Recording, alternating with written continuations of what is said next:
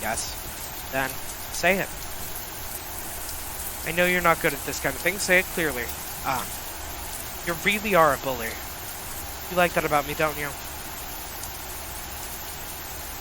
I looked down. The rain had grown more intense. I could feel it on my neck. It was like a mist enveloping us, erasing the sounds of footsteps and passing cars alike. I couldn't see Mamiya's face too well. It looked strangely vague, like it was all dizzy exclusively in that area. The light was still red. It didn't turn green. I couldn't stop him if it wasn't red. Don't go. Please don't go, Mamiya. I'm sorry, shaken to my very core. I haven't seen a rainbow since then. I'd like to, though. And when I do, I want to shout. I want to shout how lucky and happy I am. By doing that, I believe I can finally become the same. Here we go. Chapter 6, folks. Oof.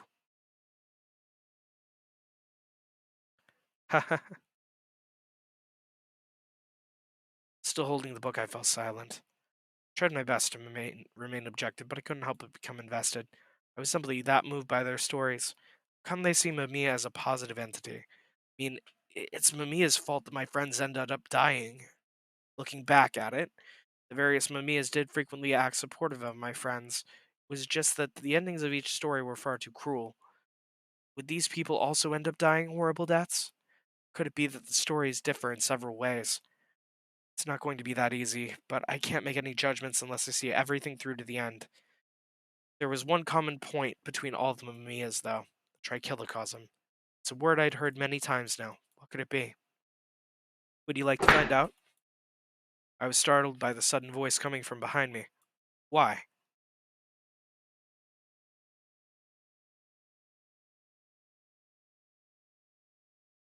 Why are you all here?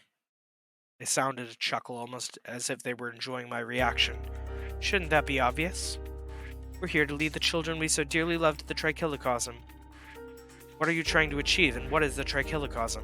Oh, we don't need to answer that. You should already know. What? You still don't get it? How dull. Ugh, I mustn't let them be in control.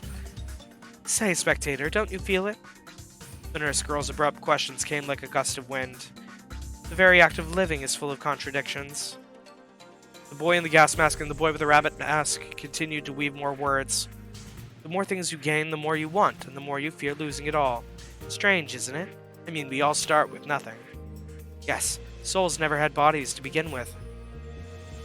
Their clear voices rendered me speechless. You understand, don't you? Even our flesh is borrowed. That's... I looked at the transient body I used as a spectator. Originally everything that is in this world was in the ideal kingdom we called the Trichilocosm. They all gain transient forms and appear in this world as phenomena, and so we bring them back. We merely take things from this wretched world and return them to the peaceful land they came from. My fist was trembling with anger. Is that so strange? Of course, none of that makes sense. Even if what you say is true, it's still death.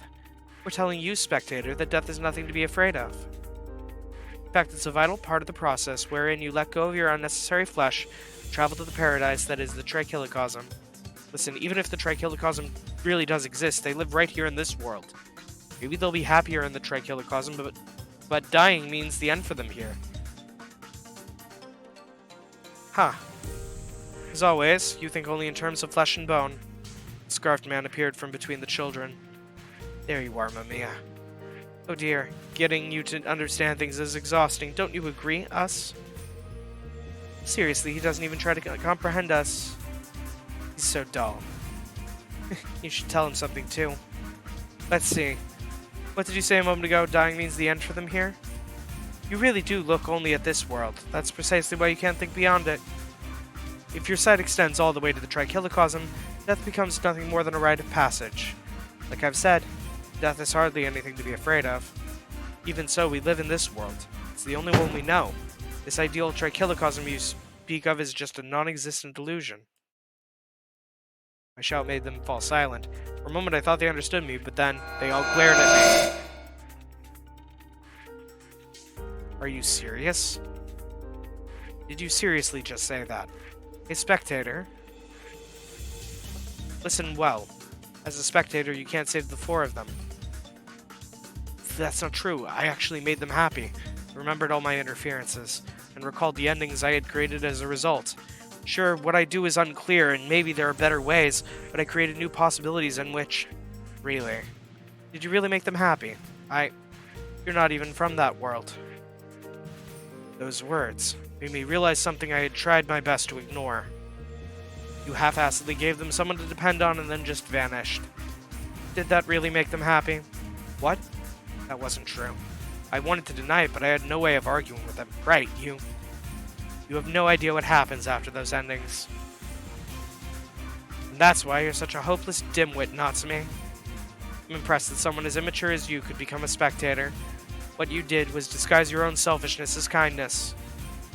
You do actually understand, don't you? You know what you really are.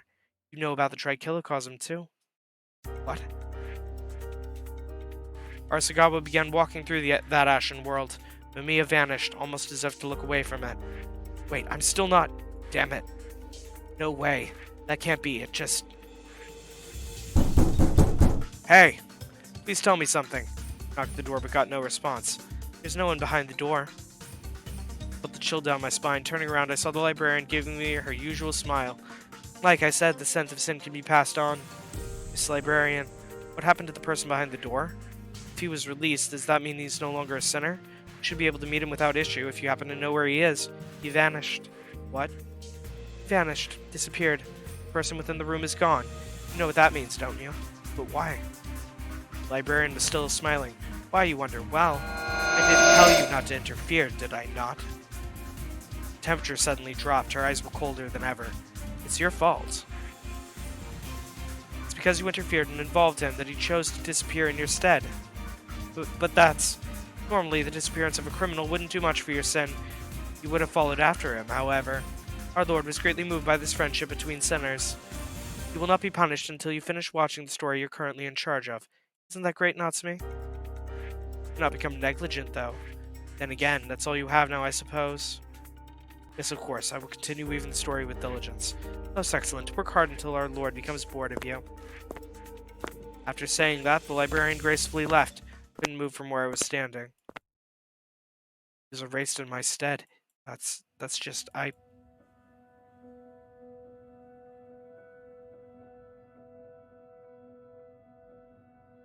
was once again unable to protect someone close to me. I collapsed where I stood. I felt devastated. I hated how weak and thoughtless I'd been, how experienced I truly was. I bit my lip and tried to hold back the sobs. However, the more I tried, the more tears flowed through my eyes. Why? I shouldn't have talked to him. If I'd done that, I might have been able to touch the stories that he loved. The librarian was right, I shouldn't have interfered. Even in the stories I thought ended well, the sudden disappearance of Natsume would make them all search for me. That wasn't the happy ending I'd wanted to give them, but what options did I have left? What could I possibly do now? I no longer had anyone who'd lend an ear to my woes. I was now completely alone. I have to keep reading. I have to keep reading the story. Pride in my consciousness grew vague. I picked up the book like I always did and tried to sink into it. However, my hands simply refused to open the cover. I needed to spectate, but my mind was overwhelmed. I saw their faces from back when I was still alive. I saw the reflection of the librarian's lenses. I saw the corpses created by Mamiya. I saw his crescent smile within the storm. I heard the gentle voice I'd once heard from my senior behind the door. I could understand this. I knew I couldn't hesitate. I had to hurry and save my friends as quickly as possible.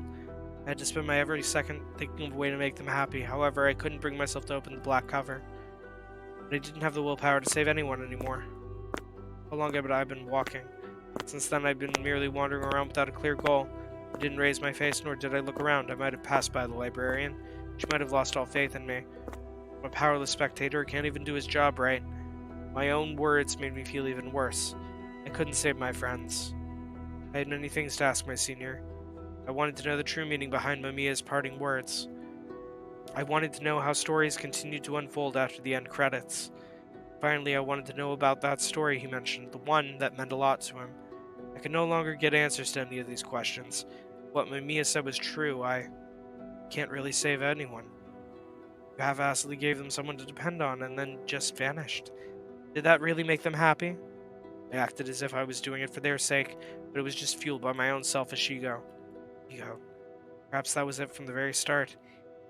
Even if I felt like I helped them, the very act of trying to save my friends who were fated to die was just for my own self-satisfaction. I couldn't do the job I was given. I was left like this only because I was a special case. I had no idea it would lead to someone else getting sacrificed. Uh, Despite having already cried at the time, my vision grew hazy again, forcing me to close my eyes tight, bit my lip, and open my eyes again. Ah. Stood before the door where my senior was being kept. Did I come here subconsciously? God, I'm being stupid. There's no one here anymore. Feeling heartened, I naturally cast my gaze downward, only to realize something wasn't quite right. The door's open. I talked to the person behind it many times, however, the door had always remained shut. Now it was open enough to let some wind pass through. It made perfect sense. After all, there was no one keeping the place locked inside there anymore. There was absolutely no one here. I knew that, and yet I placed my hand on the doorknob and slowly pulled it. Cold, moist, plain walls. It was a room so small and dark it made the faintly lit hallways look bright by comparison. It was definitely a prison, and the light seeping in through the door was dispersing some of the darkness. Within that light, there was no one. What was I expecting? Did I really toy around with the idea that he hadn't vanished at all, and was now watching over me from the shadows? Ridiculous. I entered the darkness and touched the cold wall, almost as if to try to find some remnants of his warmth. I slowly lowered my hand, but right before I pulled it back, I noticed a crack at the edge of the wall. My eyes had grown accustomed to the dark, allowing me to just barely make it out.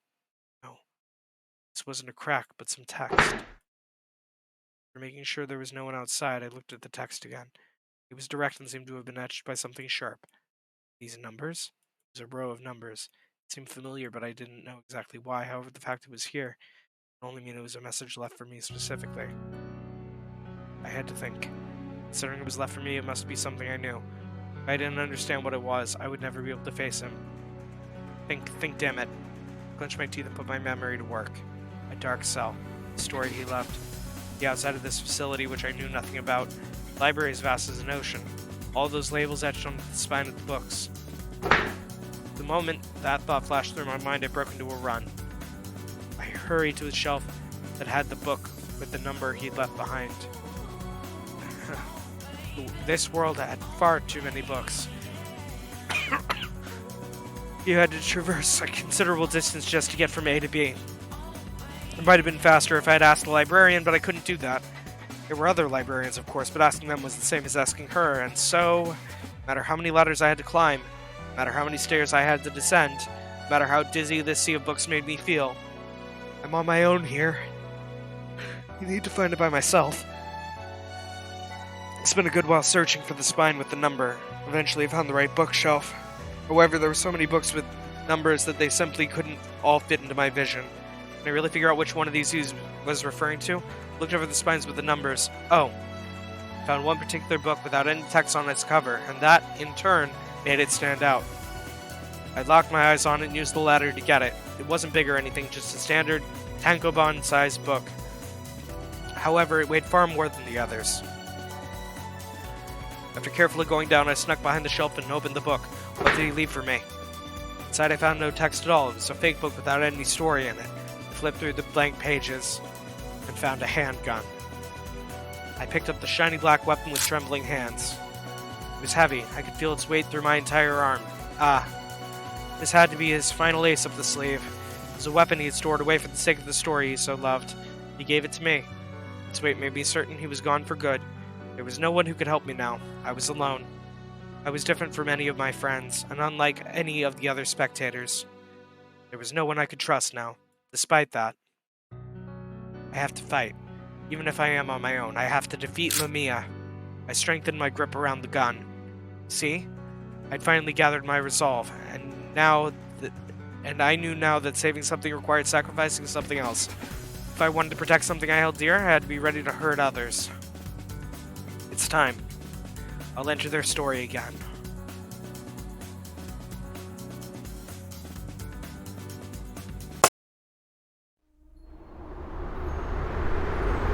I thought you'd never come here again. The man smiled within the darkness. Oh, this is so loud. I've gotta just